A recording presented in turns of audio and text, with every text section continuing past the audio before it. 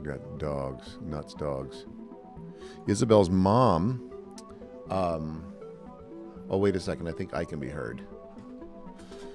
So I will not talk.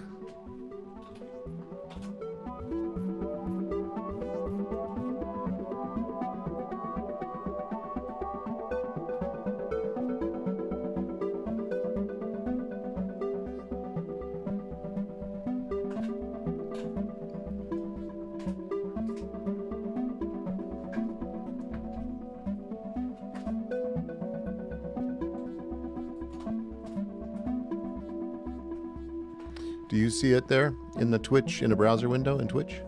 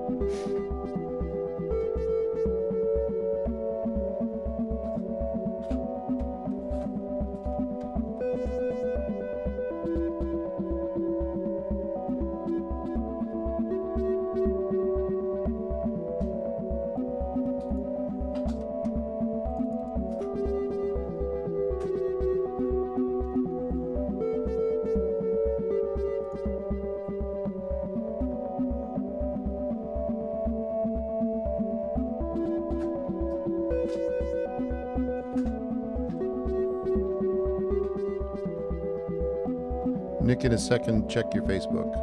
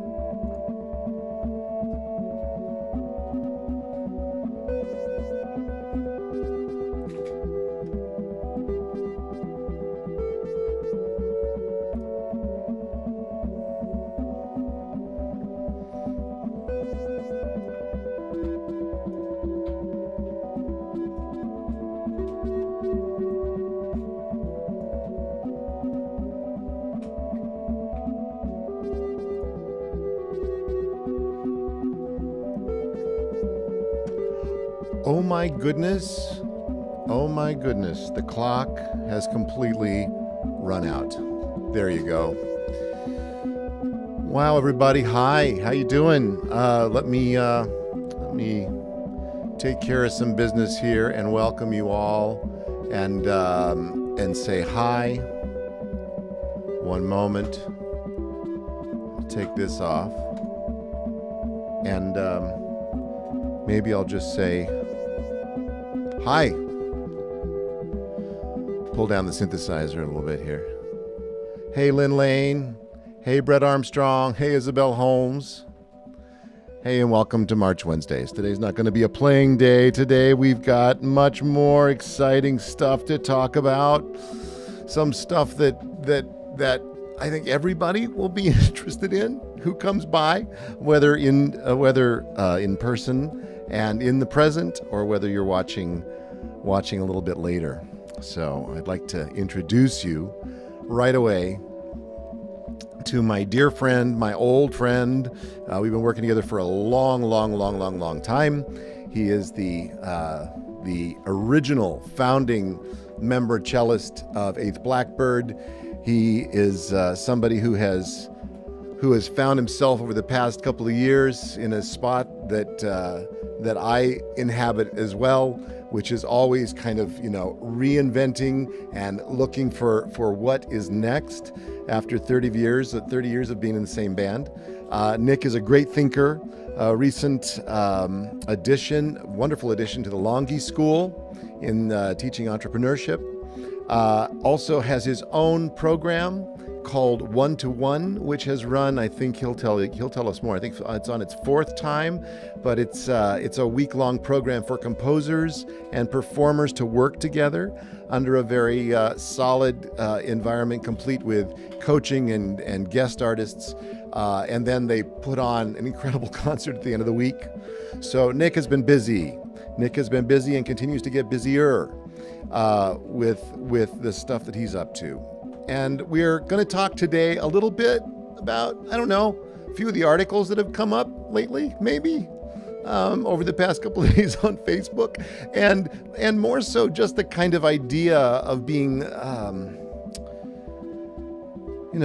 kind of agitators in our own industry. I guess maybe agitators isn't the right word. Maybe a more creative word. We're creating our next steps, and also talking about how to support all of us in our corner of the world to be more holistic, more fruitful, more successful, more financially independent, and more happy and content and creatively fulfilled artists in our own right. So I'm going to bring Nick up here. Please welcome Nick, and we'll just get started on the we did a little sound check today, and I'm going to hope that after I take this music out that we've got it all going. Hey, Nick. Hey, man, how's it going? So great to join you. That was quite an introduction. Thank you. It was fun. Do you hear all the dogs barking in the background? Well, I was just thinking how it's like the soundtrack to your backdrop. It's great. It's very appropriate, actually. Yeah, of course you'll notice. Let's see, which way is it pointing? You'll notice my dog and Cuckoo in the background chasing two Canadian geese. This is, I think, probably the year after we got him. I also have my dog asleep on the couch. Oh, fantastic. Right Fantastic. Yeah. So. We've it's interesting. Isabel's mom needed us to take her 2 dogs for a couple of days. And we love these dogs. In fact, they're the reason that we have our dog, So to have them in our house and kind of be dog sitting for a couple of days is really, really wonderful. So so that's that. So how have you been this week? Good. In general. This week is in general. Every day is a roller coaster. As you know, and we've talked about this. Right now talking to you is definitely like, the wee, like going down, but like not going down. I mean, like the exciting part of the roller coaster. I don't mean this is all just crashing and burning. I totally didn't mean that. Going up, because going up would be in flames. So that would, right? You can't go down. You can't Yeah. Right. The metaphors are problematic, but yes. So like right now, today, I feel like, but a couple hours earlier, I was feeling not inspired. And then all of yesterday I was recording and like questioning, am I, is any of this good? And wow, I should recording always reminds you what you can't do. It also sometimes Ah. though can remind you what you can do. So like I'm, navigating that. Yeah, I don't know. How is everything? Everything is remarkably good. Mm-hmm. I guess I could say. But not without its ups and downs. Yeah, well, As it is for all of us. we've been through a year of ups and downs and creativity. Love to just kind of get a lock on your program. So one to one is in its fourth. You're about to enroll for the fourth program or fifth? Well, it kind of depends how you count it. So, and it should be mentioned that Todd was one of our guest artists for the first and second, depending on how you count them. It was one application, and we had so many applicants of such a high level that we actually just ran it again. So if you count that as the second one, then I'm about to do the fifth one. Wow. This coming Sunday.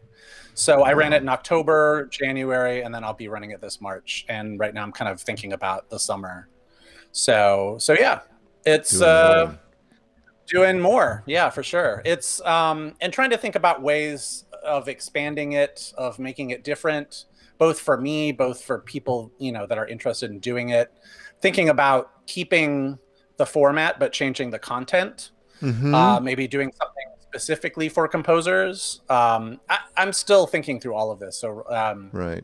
Still in the process of all of it. But it's essentially a creative outlet for you because it's a different way of curating than certainly a concert series. And at least to my mind, having seen the people go through it and see the material that is getting generated, perhaps more rewarding than curating a concert series. Because you're curating new music, essentially, that doesn't exist yet. Yeah, and so, it's worth mentioning all of this was born out of Todd and I, for those of you that might know, but I bet a lot of people on here do know, we have been longtime faculty members at the Bang on a Can Summer Festival every July out in Mass Mocha. And the past summer, for reasons everybody knows, they were unable to run the festival. And this, for me, was on the backs of, last summer was my first summer out of 8th Blackbird, and it was also set up to be the busiest summer I had ever had, and that was all just me doing stuff. And I was really excited for it. And then all of it got just completely just wiped clean, as it did for many, many people. And, and I was sad about that, and I wallowed in that, and I held that, in my hands for a bit. And then, I started thinking about why I love these things and what I miss the most. And a big part of what I miss is the community that's formed, coming together, meeting people, playing music, but meeting new people, sharing ideas, sharing beers, hanging out. And I got thinking, just because we can't, do stuff together as a group, it doesn't mean that we can't come together.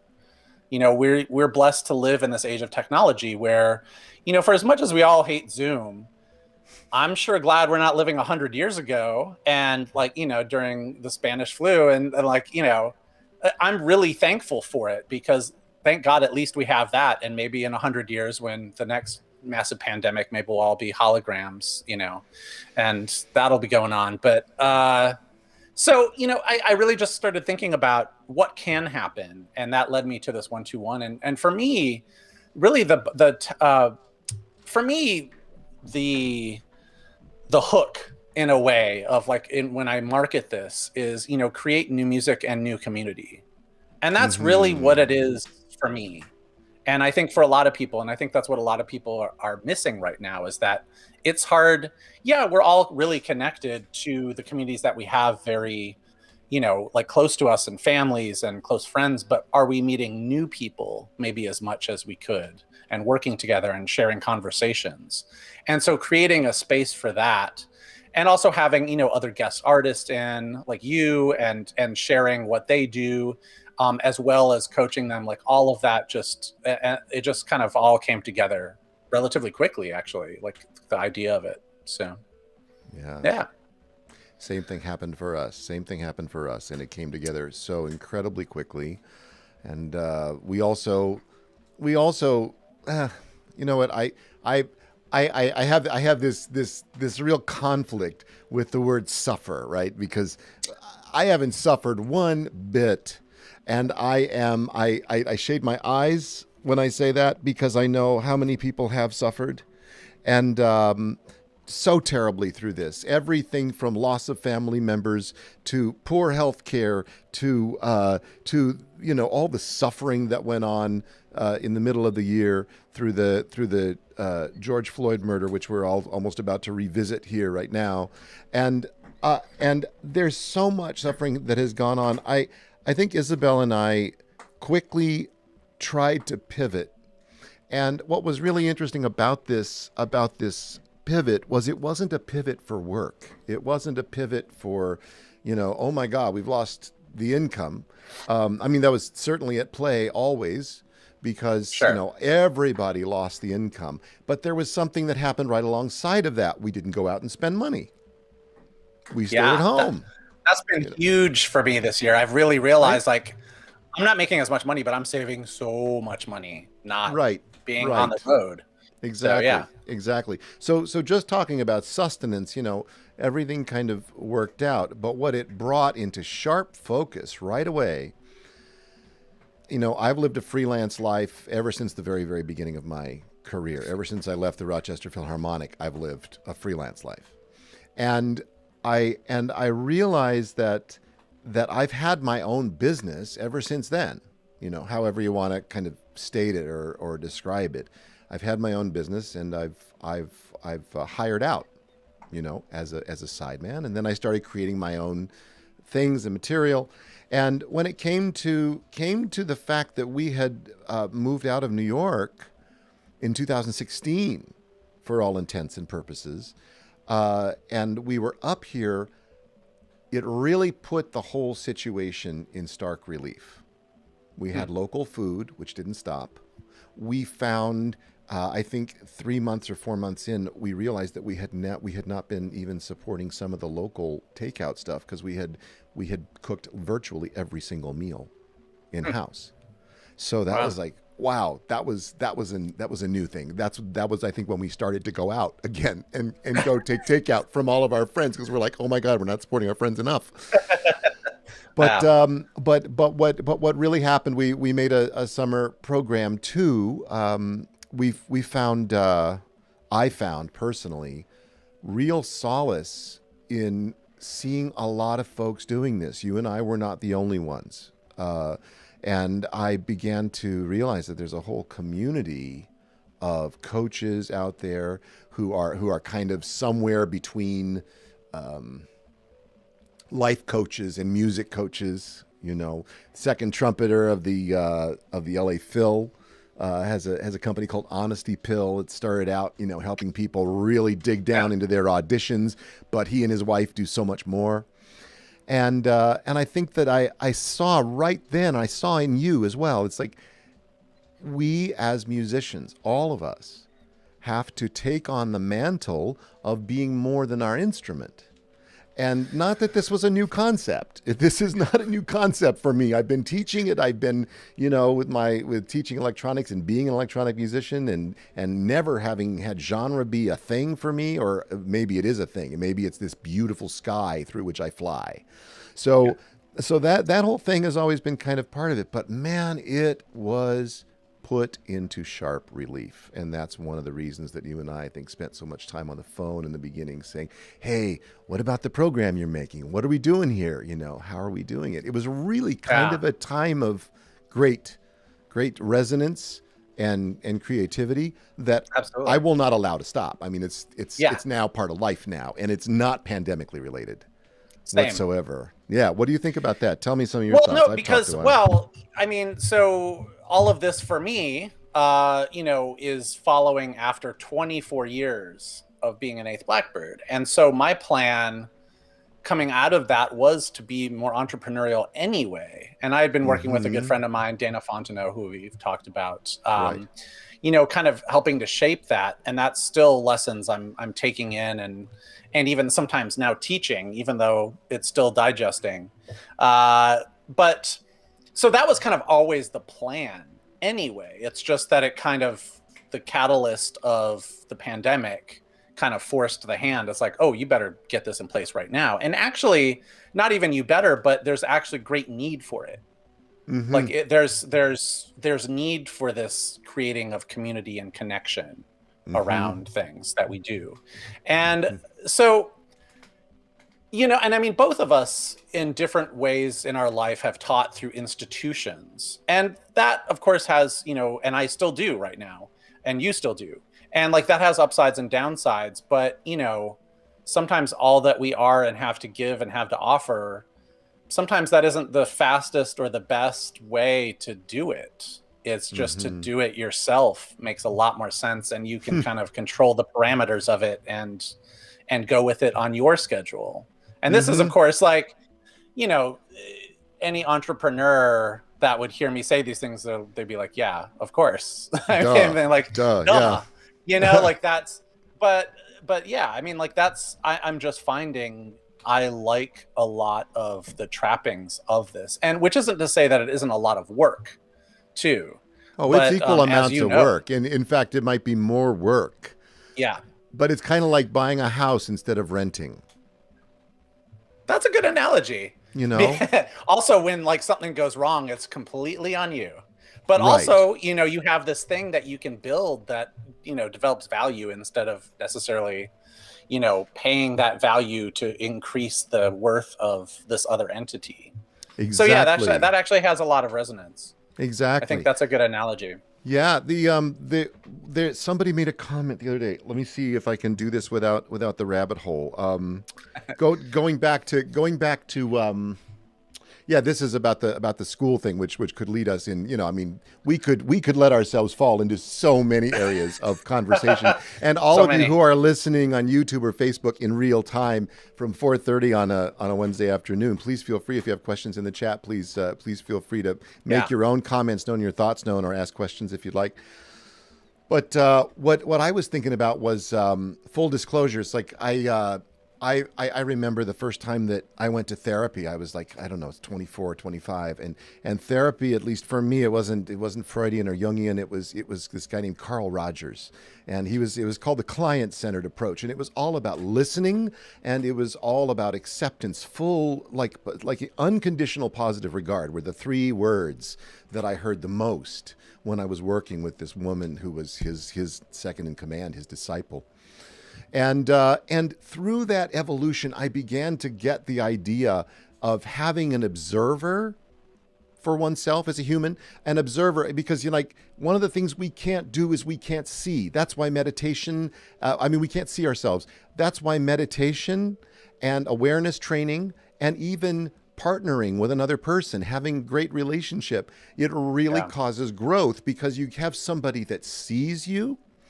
And after, you know, post therapy and all that stuff, you know, things kind of started to evolve into having a coach. So I've got a great coach, you know, his name's Dave Hill. He used to work for Ableton and Isotope, so he gets my world. And just like, what an awesome coach to have. Happy to recommend him to everybody. And then we also took on a business coach, a woman named Jennifer Rosenfeld. You've probably seen her. The Millionaire Musician is her Facebook group. And we joined a community of coaches that are building programs. And there are lots of folks in there, you know, people you know, Sarah Whitney from Sybarite 5, Chris Stills, I mentioned earlier, and then somebody who made a comment the other day, Dr. Renee Paul Gaudier. She's a lovely person. She has a podcast called Mind Over Finger. Does a lot of stuff around joyful practicing. And she's got great guests on her podcast. Kenny Werner of Effortless Mastery just did a podcast with her recently. Anyway, Renee was saying on this thread the other day, I think it was Chris's thread, that we think that we're supposed to get everything from school. right? And it's like, now we're opening the school can of worms, and eventually we should probably talk about the Juilliard article. But Yeah. but Dr. Renee Paul, Renee, as I have come to know her, was really pressing on this thing, saying, when school does not provide, then we must look elsewhere. Truth.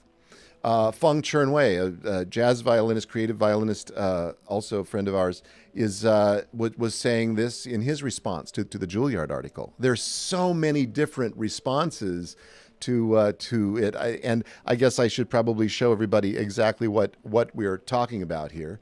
But let's just take a. Oh yeah, I forget. How did I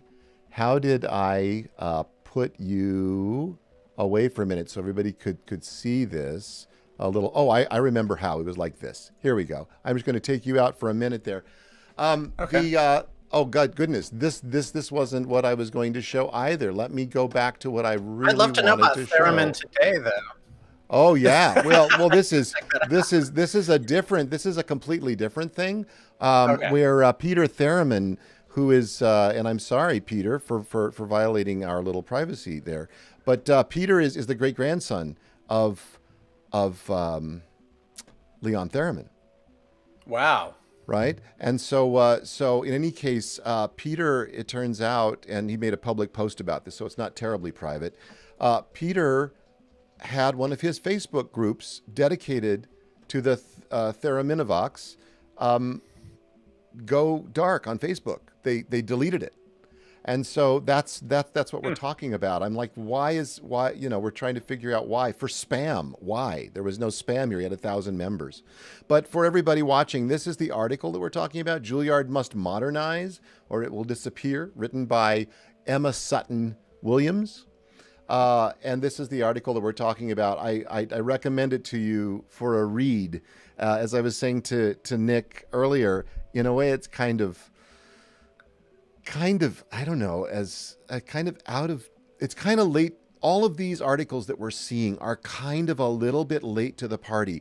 I'm really, really happy to see them happening, but I think they are also just kind of late to the party. We have been dealing with this issue forever, in terms of in terms of looking at education. Of course, every school now has an entrepreneurial program, for better and sometimes for worse. There are some incredible entrepreneurial teachers out there in courses, and then there, sometimes it really amounts to, here's how you build a website.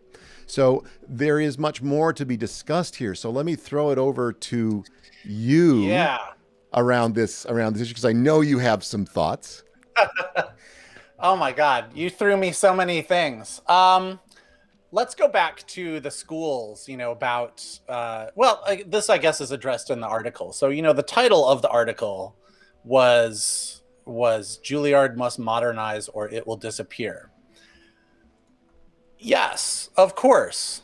And the thing is, you could say that about anything. You could say that about Nike must modernize or it will disappear. Apple must modernize. I mean, there's that aspect of it. Yes, every school must modernize or it will disappear. And I think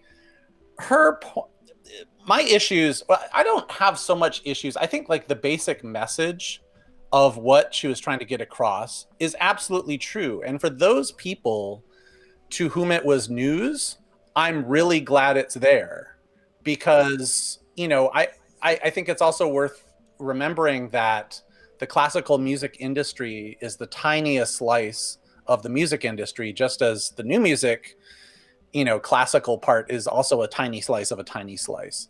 Right. And so what we are going through, what, we think is, important, and everybody knows about these things, by and large, the public does not. Mm-hmm. And so to that end, I'm really happy that it's the second most read article on Rolling Stone, because it brings awareness to these issues. Mm-hmm. And so overall, I'm really happy for the article. I agree with you. For those in the industry, And that means everyone under that classical music umbrella, whether they're playing Beethoven all day long, or whether they're like you and I doing a lot of new stuff, or, or in beyond and jazz and whatever, maybe through classic or classically trained. Um, it's not news. Like, the only thing that's newsworthy is that it is newsworthy. There we So, go. it's just like, yeah, this has been going on a while, much like the conversation about classical music is dying has been going on for 30 years. And yet here we are. We're still here. We're still around. Yes. And so, I mean, the basic premise of the article is sound. Yes, it does need to modernize. And I think every institution in its own ways is trying to. I've seen this. A number of years ago, I had the great privilege of teaching for a couple of years at Curtis, and which is also a very, even maybe more so than Juilliard, because it's a very select, small body of students, maybe 120 students at a time. And churning out, 1 year that we were teaching there, I think they graduated 5 people into the New York Phil. So it's not like there's, like they are graduating people into top orchestras all the time. Even they recognized the need to think beyond the traditional pathways. And so I think this is happening, but it's slow. And I think within institutions in general, it's just a slower boat to move, and you have to get so many people to sign on for it to move in the first place. That, it's just so, I mean, I think some of it is happening. One thing that actually bugged me and actually bugs me of late within classical music is just, I think part of the way that it needs to modernize is not necessarily by playing pop music or accessing that crowd. One thing I've noticed, like one trend that I've seen, and especially I've seen it done really well, and I've seen it done not very well. And full disclosure, Eighth Blackbird has done this too, in partnering with certain musicians like Bryce Dessner or other, or Bonnie Prince Billy, of like, the indie rock crowd, and like pairing with them and trying to get those people involved. And there's absolutely nothing wrong with that. But I guess like my problem sometimes is when success is viewed through that lens, that success equals that you're reaching out, that you're involving that. I think I think it has much more to do with the how than it has to do with the content.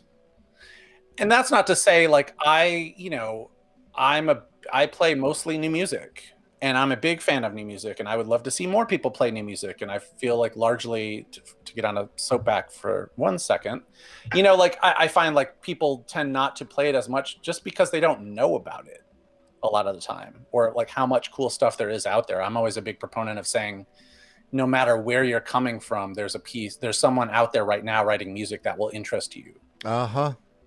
And but I mean, I think I've seen also people in more traditional, playing traditional music, doing it in interesting ways, doing it in interesting venues. I've also seen that happen during the pandemic. And this kind of goes to the Facebook post that we can talk about a little bit too. But I've seen people during this time in classical music create some really great things, really great ways, necessity is the mother of invention. And so one example that I put up there, I didn't explain it fully, was my wife is involved with Des Moines Metro Opera out in Iowa. And they were doing a scenes class. And they had all of they recorded it, but then had all of the singers act out the scene all through their iPhones, and like with props, and like it was really, I mean, it was very like low budget, but it was super fun.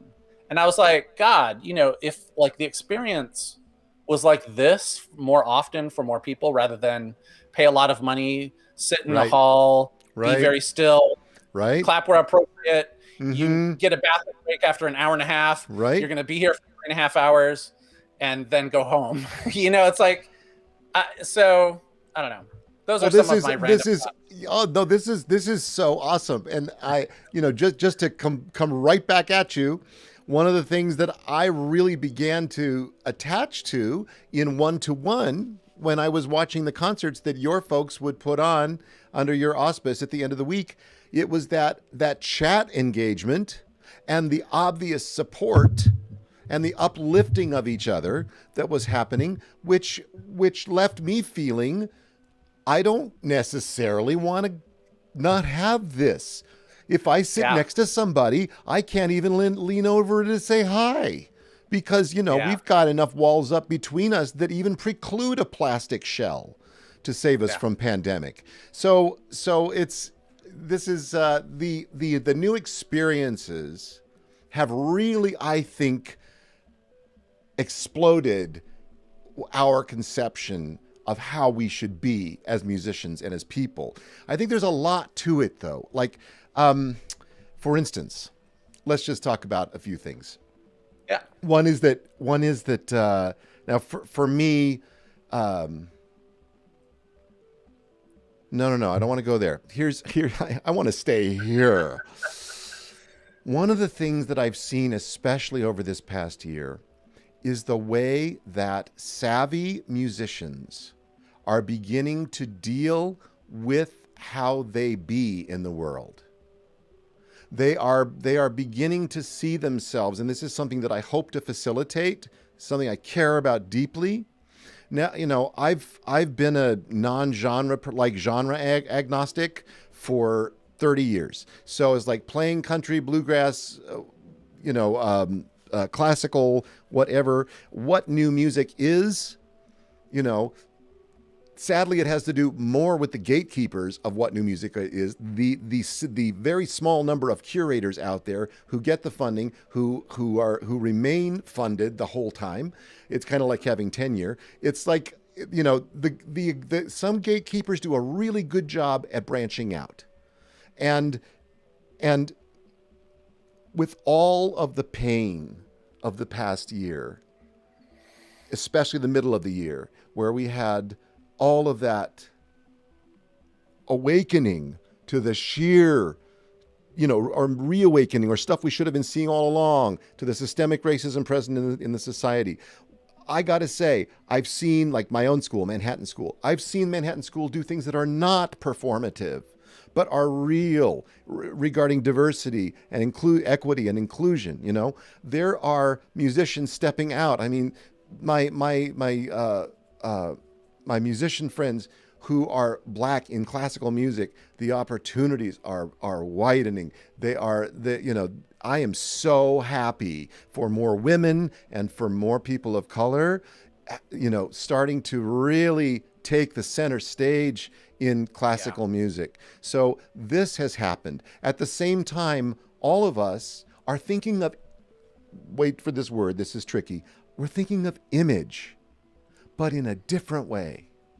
It's not like we're all going out and getting new headshots, but it's more about, if I'm going to do a stream, if I'm going to do a concert, what do I need to think about? I mean, early, it's like I saw too many people, not too many people. That's rude. Let me not be pejorative here. There were lots of living rooms and lots of ceiling fans. That's all good. Right? I'm in front of a green screen in a place that I am obviously not, which is a field that's 3 miles from my house where I walk my dog. So obviously I'm not doing anybody any service here creatively, but I saw people like our friend Curtis Stewart, great violinist, begin to use, I think he was using OBS or maybe Final Cut Pro, some sort of video editing program, to make his own work and work of pain and work of direct speaking to direct truth telling, and kind of raw stuff. And it wasn't about his image, but it was about, I'm Curtis, I have this music, I'm playing, I'm doing this thing. And there was some thought behind it that goes so far beyond concertizing, which is a word I hope to leave behind. Lynn Lane just clapped. Lynn Lane has his own group in Houston, the Transitory Music and Sound Collective and movement and sound collective, where he's a photographer and a musician, and he works with dancers, and he shoots all of Houston opera. It's like he does everything. So this kind of idea that musicians have more to say than the thing that we came up thinking we were going to do or say. Mm-hmm. And maybe that takes us a little bit into your comment. Shall we move there? Yeah, let me go there. Let's go there, and I will just sorry, wrong button. Here we go. So Nick, another reason last week, I was just sitting around, thinking the things that I think, and not exactly doom scrolling Facebook, because I do so much less of that now, once I found out that the joy and the actual intelligence is really more over on TikTok. So, but I did come across this post where Nick, I'm just going to read it, just a little bit of it. Gave a cello masterclass at Manus at the New School. Thanks for setting that up, Jeffrey Ziegler. And besides the great cello playing, I was asked a fantastic question afterwards. How do I think the classical music field will change post-pandemic? And then, rather than actually reading this through, people can go look Nick up and look this post up if you would like. But why don't you speak a little bit about what you were thinking in this post? When I saw it, I was just, of course I resonate with it more than wholeheartedly, like maybe double-heartedly or triple-heartedly, something like that. So tell us a little bit about what happened around that particular post. Sure. Well, I mean, I got that question. I think I think this was from a student who's about to enter the business, quote unquote, and wondering what are the opportunities that are out there. And so where I was coming from was like, look, like what's going to happen after? It's like things are already changing. They have been changing, and really this is just a catalyst. I think the pandemic has shown us largely that we are, for many reasons, some good, some bad, are kind of an afterthought. The arts writ large, versus sports or versus other forms of entertainment. And so the cavalry is not coming.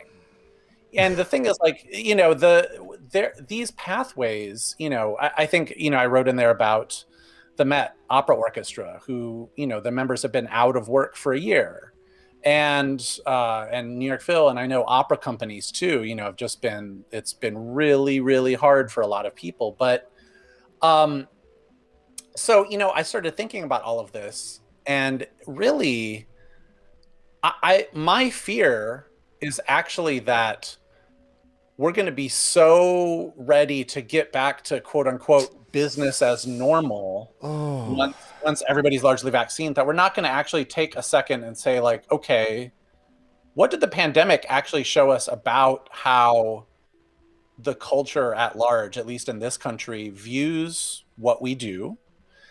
And what are the things that people made that worked? And do we want those things to continue? And largely, I think, like you said, you've seen so many people so beautifully kind of, whether out of necessity or boredom or wanting community or for so many reasons, develop their own things and think more entrepreneurially and create beautiful things, even even during a pandemic. Where does that go? And shouldn't we, this is, I guess, kind of, linking back to the very first question you asked about, schools and the question being like, what should they be teaching us? And this is kind of the question that was posed in a way, but not really said about the Juilliard article too, for Rolling Stone, is that, I question that all the time, and I'm not sure. I think it actually reminds, my mind's jumping to a lot of places, but I remember this quote recently that I caught on Michelle Obama's podcast, where she said, and she was talking about law schools, but I thought instantly about music schools, is she said that, schools don't show you life, they just show you possible career paths. But I feel like in music, people just think like, well, that's what there is. And the tent is so large and you can make it even bigger. And and I think like that's where the opportunity is. I mean, like, before the pandemic, and this point was made in the article too, the orchestras were, they're downsizing. Positions at institutions are getting smaller, especially. I think there's a crisis in liberal arts schools where they're having to justify why they should even have a music department. And the music department themselves, art departments too.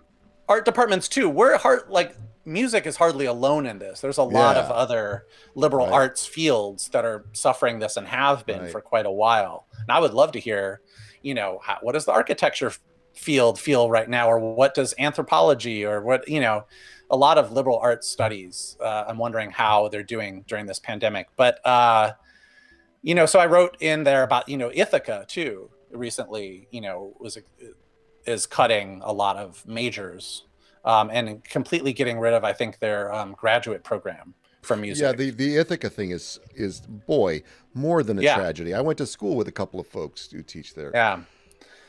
So the question is, what is the purpose of a music school? And I mean, most people would say it's to train you to play your instrument better. And I do think there is still value in that, but to what end is the question. And I feel like so much instruction, especially in the instruments you and I play, violin and cello or piano, these instruments with these huge, glorious histories of amazing repertoire, but also so much stuff being written right now. And also, what does the student want to do with all of this? Do they, I mean, if they want to go play in an orchestra, then yeah, absolutely. Train them to go, or rethink what that even means. What do they like about orchestra? Maybe they should start their own orchestra. Maybe they should, why does it just have to be like, okay, I'm going to train, and then I have to do this audition for this job, and then that's it. And I think like that kind of thinking in any field leads to, complacency. And I think I've certainly seen, those orchestra concerts with lifers, in the orchestra that, like, I remember even when I was in high school in San Francisco Youth Symphony and watching, some of the back stands of some, not to drag San Francisco Symphony, I think they're fantastic, but, I would look at some of the back stands and see people that just like kind of like had a lifeless look and looked like they hadn't vibrated in 10 years, some of the string. And I was just like, why? I mean, I get that it's a paycheck, but also like, are you enjoying this? Aren't we supposed to enjoy it? Yeah, it gets fairly complex. Me having been in an orchestra like that, where, the second desk, they would move me over to concertmaster from principal second because folks didn't want to play concertmaster. They didn't want to take that position. They were also close to retirement and so on and so forth. So, never mind the paycheck. Our music is our meaning. So if you get a job in an orchestra, maybe you don't want to quit that job in the orchestra because you think death is next. It's and this is true for teaching too. And I mean, very quickly we like veer off into an Andrew Yang conversation, and I don't want to go there currently. But I think the way I contextualize this in my own mind, perhaps if it's helpful for anybody and in our conversation, is kind of like one of the things that this situation that we've just been through and are still going through has really shown us is that institutions don't work to our good necessarily, number one. Not that we didn't know that, but we're awakening to that a little bit more. Also, what it has shown us is that, as you said, nobody's coming to save us. We do not have a Spider-Man. That's just my personal preference. And I Isabel and I teach these level up your virtual presence classes, right? So it's like we do enjoy the ability to do fun things with cameras and to have a good image and a blurry background or whatever, and also to be able to have really good audio because it really serves people to connect. And as my friend Andre Chumley, who has his own series of interviewing podcasts, said to me once, he's like, "Dude, this is not going away." Right? So our whole Creative Expansion Lab. There are a couple people here on the chat who joined us for that. Last summer, our quotes inaugural summer program. Sorry for all the air quotes. I hate air quotes. They're bunny ears. But that part of our impetus for that was to say, get yourself situated here, because it's a parallel stream. If you learn how to build a recording studio in your house, if you're an actor, you can do voiceover work. If you are a musician, you can record for people who send you a bounce. You can and people do that all the time. There's so many more people. Man, the Jason Robert Brown band, all of a sudden, everybody had a recording studio in their house. Everybody has an iPhone so they can film. And all of a sudden, boom, Jason Robert Brown produced what eventually became a record, but was a whole concert, early pandemic, which served so many people. And we did it and we got paid. So this is the parallel stream. So I guess what, and reflecting back to what Renee Paul Gaudier said, we at this point especially, I do not expect, schools have always, in the history of education, we've always thought that schools are often behind, like 10 years behind, and do not keep up with culture necessarily. They try to reinforce historical culture, which is what classical music is greatly about, which is preserving the canon, preserving that whole thing, right? So when I hear you talk about virtuosity in the instrument and so on, the first thing that comes up to me, boom, is supremacy. It's a weird thing that happens to me now, the way I see it, and perhaps I see it in the context of what we've racially been through. But I see this kind of fight, this kind of rising up by oppressed peoples of every identity and description. The scales have kind of fallen, and enough air has been given that I don't think we can go back. We struggled this last 4 years, and you know what I'm talking about, to maintain our courage and our happiness and our sustenance. And we got through it this time. But I think what really needs to happen now is that all of our classical musicians and actors and all the disciplines need to start looking at, I think the opportunity that is available here is to say, what do I have to offer the world beyond the excellence of my playing? I mean, I gave up virtuosity a long time ago. I could not give a care about virtuosity. I play how I play. I always try to get better just because I don't like to smell myself when I'm really not doing well. It doesn't feel good. But I need not play jazz any better than somebody else. I need not play Fernie Howe. I was saying this the other day. Yeah. It's like Miranda Cookson does it beautifully. There are people who eat that for lunch, and they make music out of it. What does better even mean? Sorry?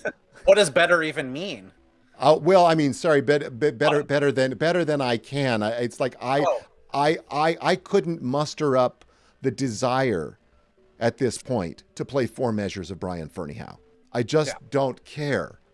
And I celebrate the music's existence. I celebrate that person. I celebrate the thing that he has always been trying to do and to teach. It's just not me.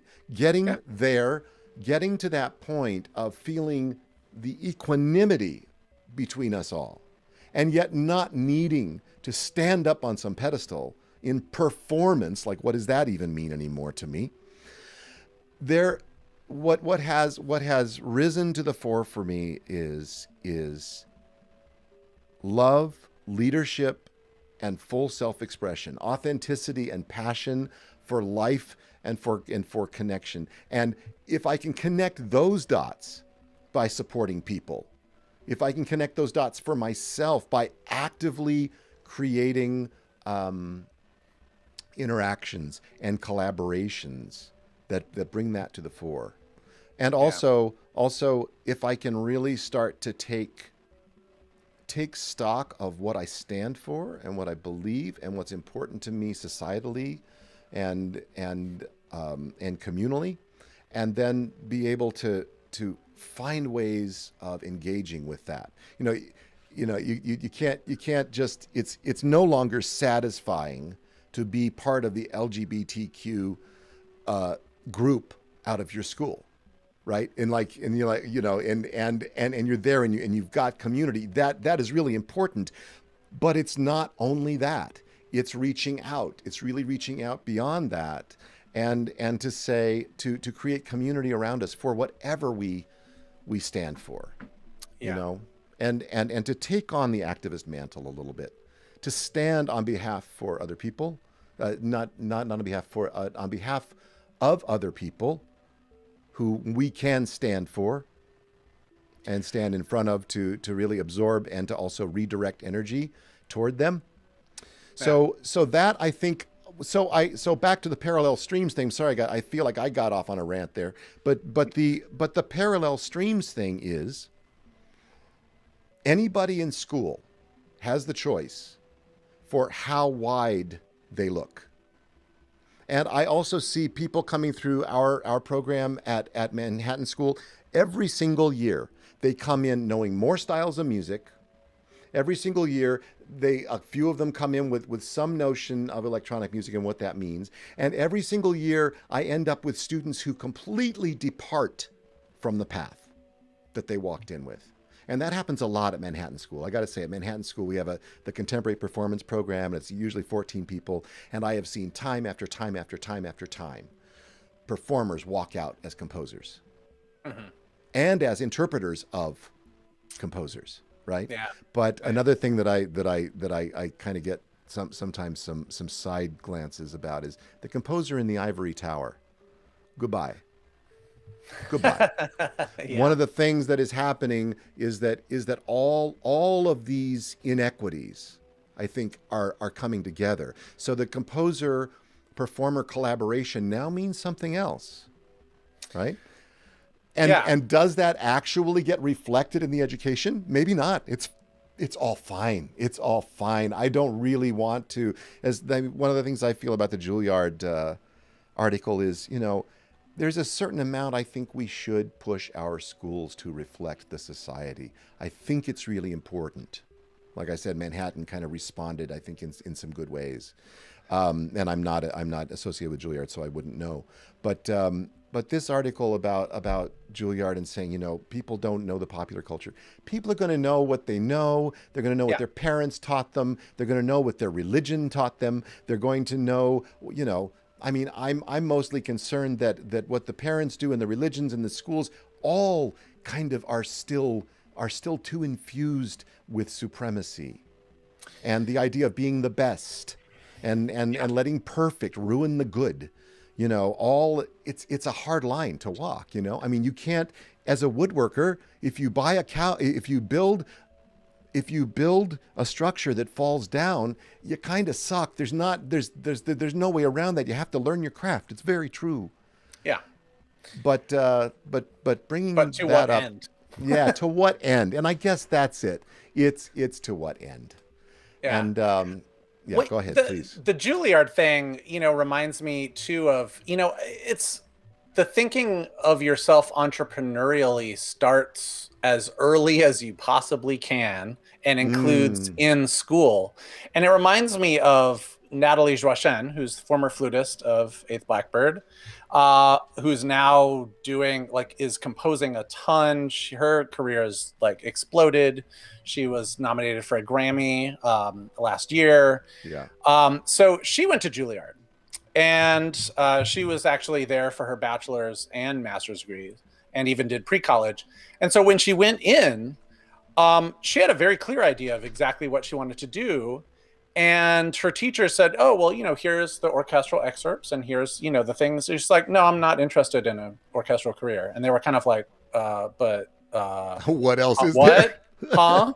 But that's kind of, and she's like, yeah. And she was like, "No, I'm not interested in that. I'm gonna, and she had to petition the dean, like, here's what I want to study. I want to study, computer, I want to study,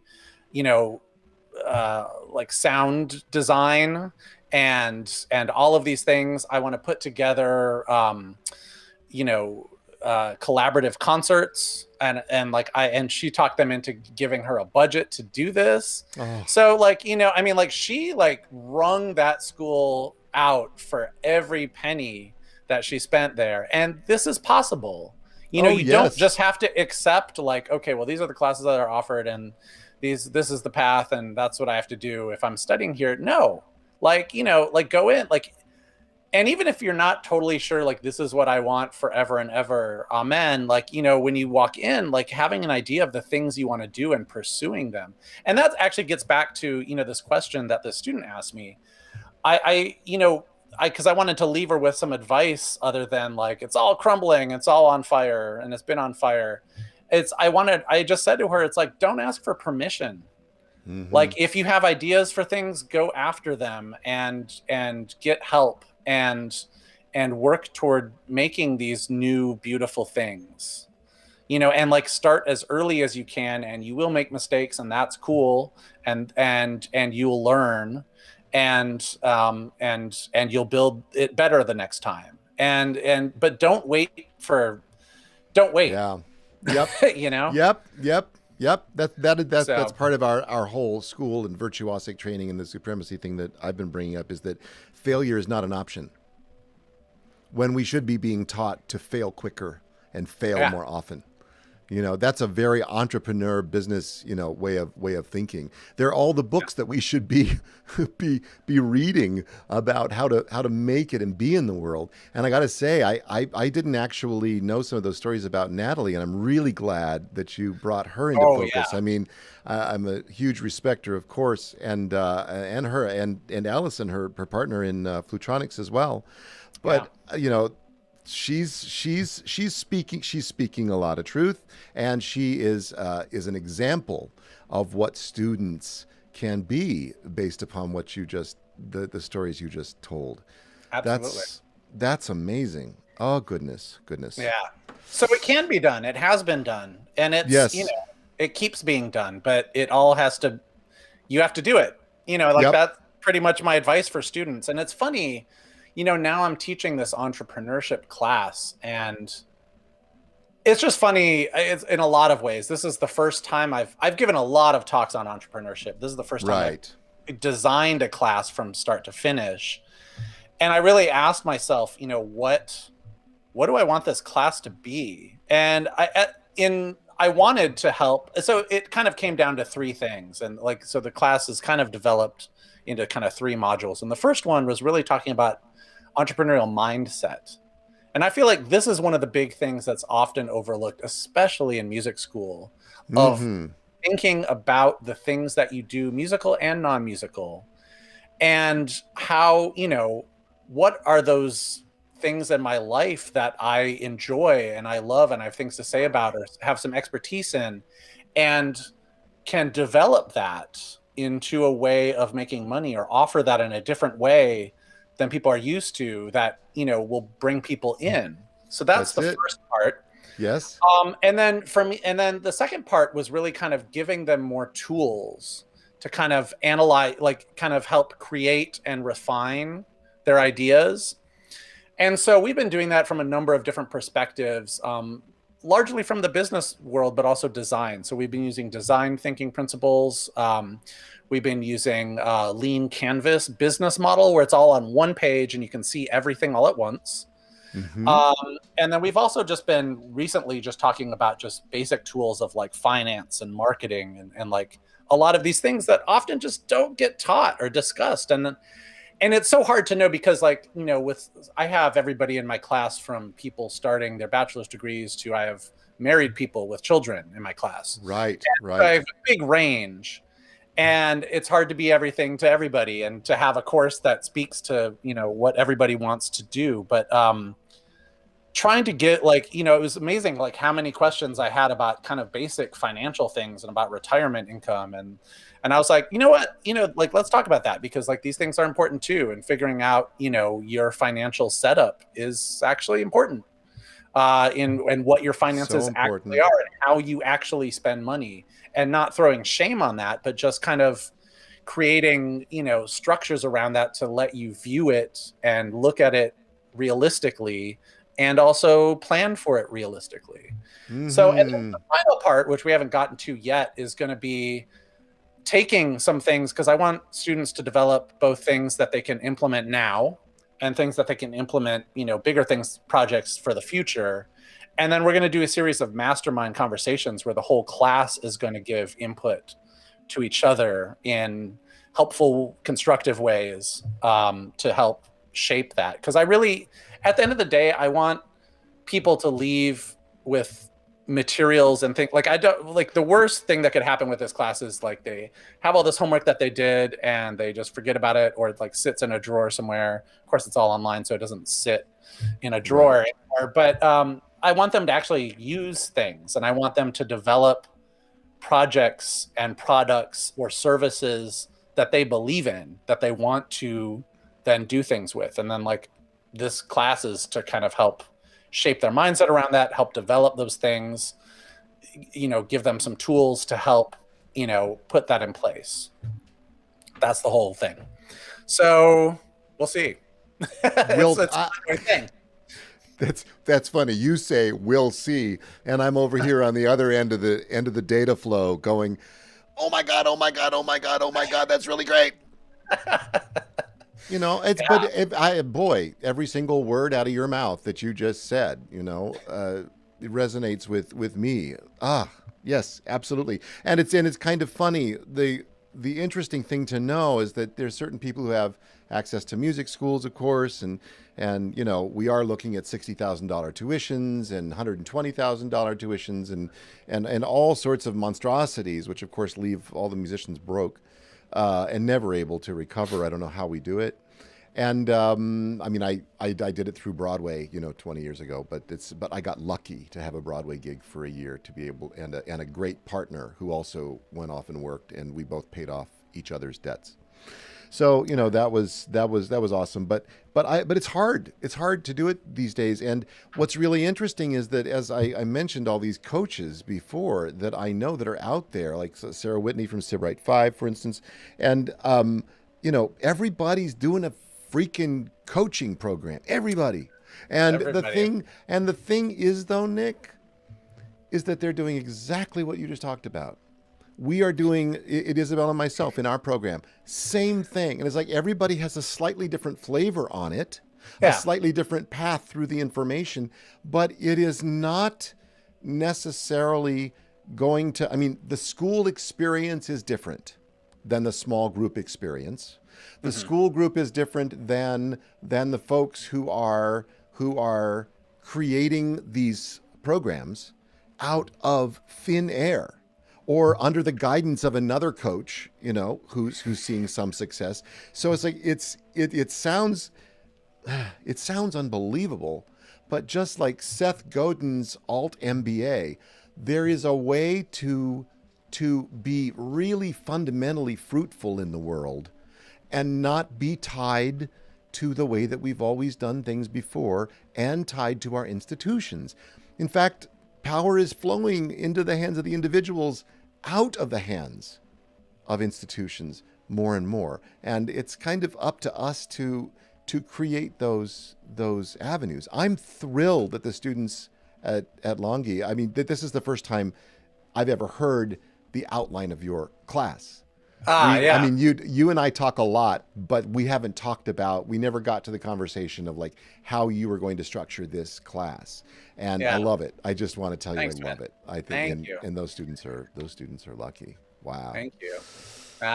Oh, well, listen, man, we've been going on for about an hour. I know anybody who's been here and hung out with us for an hour. Anybody have anything to say to Nick or myself? I saw Nomina Struess, who's somebody who's gone through one of our courses also, and who is also an interdisciplinary artist in Germany. She says, yes, musicians can act, actors can sing, singers can dance, painters can play music, and on and on and on and on. It's, of course, very true. Every single one of us has, most importantly, a message. Yeah. And most of the time, I think we end up subverting that message and uncovering that message, because we're somewhat attached to the way things have been, and to our Facebook doom scrolling, and to watching others be successful and wishing we were them. There are all sorts of reasons why we tend to stay in our lane and not be disruptors. So I'm seeing more disruptors out there, and do people doing just as you said, as Natalie did, reconstructing their curriculum. I did that kind of at Eastman, and I was looked sideways quite a bit at around that. I was like, no, I want to do new music. No, I want to do new music. No, I want to do new music. And do you regret it? And to take this composition class. Oh God, no. Oh See? God, no. Yeah, exactly. God, no. I don't think anybody that ever does that has ever regretted it. Yeah. That I don't think anybody. To. Yeah, and anybody. There are very few people. There's this thing that I like to teach and like to say that is really foundational to how I have found to be in the world. Whenever we open our mouths, we create our world with our language. And as we are creating our world with our language, which might be, I'm going to go talk to Dean so-and-so on Monday about this thing that I really want to do. When I say that, it leads me into a conversation on Monday. And what that looks like to me is that we are either having conversations for possibility or for cynicism.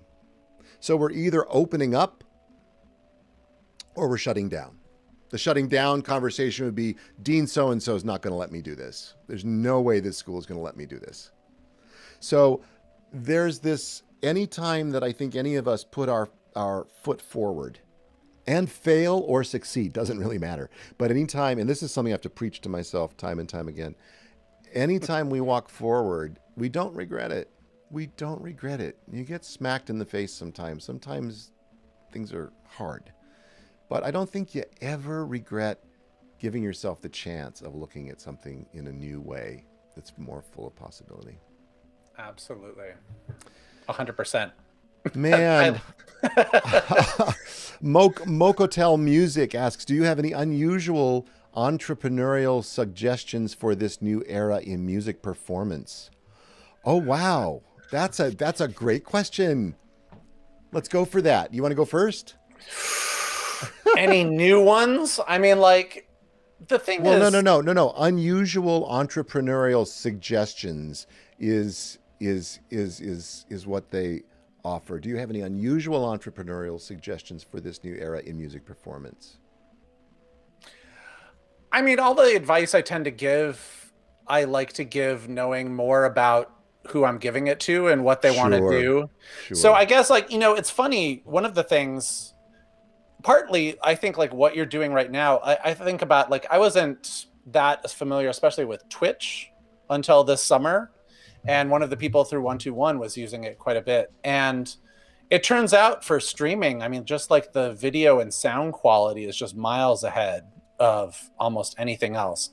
And I really see that underutilized in the classical community. Mm-hmm. I think, like, people, if they know about it, really just, oh, that's for gamers or whatever. And it's unfortunate because I think, like, just in terms of quality, I think it could have a lot there. So, like, I don't know, that's one tiny little piece of advice I would say is, like, I want to see more classical musicians develop a following, or musicians, I should say, develop a following through Twitch. I think, like, it's kind of an untapped service, mm-hmm. as far as I can see. Yeah, but Twitch is very interesting, and Mokotel Music, or is it Mokode? Oh, I can't tell because my print's kind of small. Mokotel Music. So yeah, if you have any other specifics you'd like to ask about that, I mean, I guess I would respond to this question to just say my most unusual entrepreneurial suggestion for this new era is to, when we often hear this sentence, think of yourself as a business, right? So we often hear that, but actually take it literally for a minute and look at all of the books that are written, everything from the lean startup to here's one, overcoming under earning. Do you know the number of musicians who want something for free and somehow either feel entitled to get it for free or else have just gotten used to getting it for free? And then really, really bitch and moan when somebody wants them to play their wedding and doesn't want to pay them enough. It's kind of a weird thing. So the unusual entrepreneurial suggestion that I have is find yourself either a group of people to surround yourself with who are thinking big thoughts about big ideas that are extra musical, and attach yourself to the learning of those principles. That's one unusual idea. Another unusual idea, get yourself a coach. Go find a program. Go do Seth Godin's Alt MBA or Marie Forleo's B program, or, there are 1,000 of them out there. Ours, Nick's, mine. Find yourself some people who are out there actually creating stuff and supporting other people in creating stuff, and attach there. Yeah, Raymond Helfrich says, but it's good exposure. How many times have we heard that? Absolutely. And Nomena says, yes, stop under earning. Yeah, it's very hard for us. This is what we have. I mean, look, we watched Amadeus. We watched Tom Hulse, come through the kitchen. This is musicians have always entered through the kitchen or had to do church gigs. So, it's fine. It's good. Let's start to dig a new trough, to carve a new way, to walk a new path. It's available to everybody. I want to piggyback on that, actually. Please. And here's maybe an unusual piece of advice that I learned more recently. Two is when you develop your fee, and there's a lot that you should think about when you develop a fee for anything that you do, just state it. Don't just wait for a reply, but just state what it is. Don't say, well, it's this, but I'm willing to work with you. And, I understand if you, no, just say, here's my fee. Wow. That is awesome. That is awesome. This is what it will cost to work with me. Yes. Yeah. This is it. Here's another one. I will piggyback on. I will trade back. I will trade last for you. I will say that here's another one. Which one was I thinking? It was, oh, darn it. Just left the building. Oh, God. That is a great one. Another one. Another good phrase. Oh God, no! You know what? I'm not going to try. I had something that was perfect, and it left the building, so it's fine. It's fine. No, we can leave that there because this is true. It's true. That's like part of the listening, part of the negotiation. And that's not to say be an asshole about it, or you can't help them find the money, or you can't not that it's, basically don't sacrifice your needs for what you think other people's needs are. Because that's also assuming something that may not be true. You don't know. Yep. So too many of us are having conversations about what the other side is thinking. Yeah. And that's kind of dangerous. And it's kind of more of a risk, but perhaps more holistic to say, and Isabel has said this to me more and more recently, stay in your lane. This is the positive way of stay in your lane. It's like what other people think about you are not your business, is not your business. And also when you are doing a negotiation, when you are entering into a collaboration, if there's anything about you that you're hiding from another person, like you think you deserve more, or you want to really do something else than is being proposed, or whatever, anything you hide will eventually come out, and probably at the most inopportune time and the most inopportune circumstance.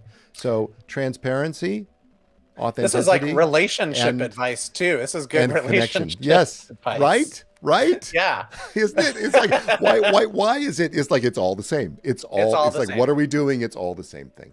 It's all the same. Nick, thank you so much. Absolutely my pleasure. What a great Always. conversation. And you and I will of course be talking soon. I think one of the things that did I actually get it fired? I don't think I got it fired, but I do want to show you this, because if I can just find it, where is it? There it is.